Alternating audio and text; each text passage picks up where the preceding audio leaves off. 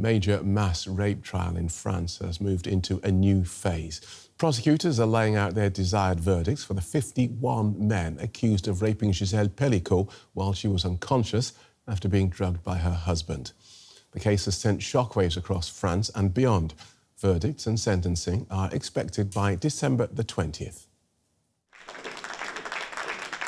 Gisèle Pelicot arrived at the courthouse in Avignon to public applause.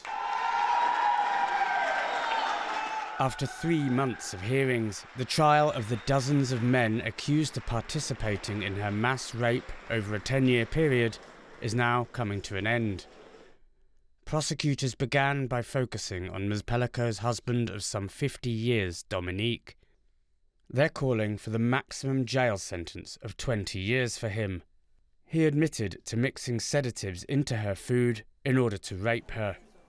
He would then invite other men he'd found online to do the same while she was still unconscious. Gisèle Pelicot's case has gripped France and brought the issue of gender-based violence to the fore.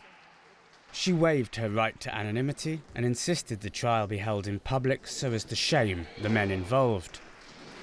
That decision led to a huge interest in the case, and it sparked a nationwide and international conversation on rape, consent and so-called chemical submission.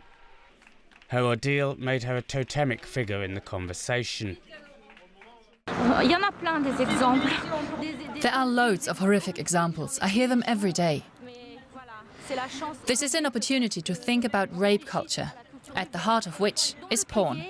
We want justice for all women and security in cities, in the streets, in our homes, in our beds, at work.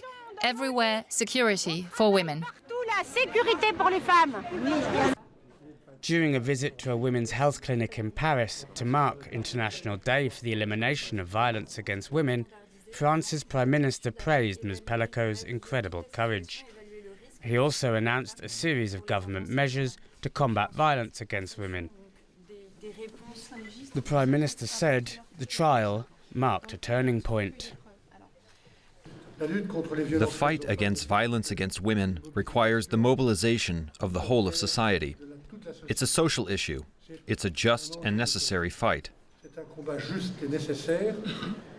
This trial, I'm convinced, marks a before and after moment in this fight.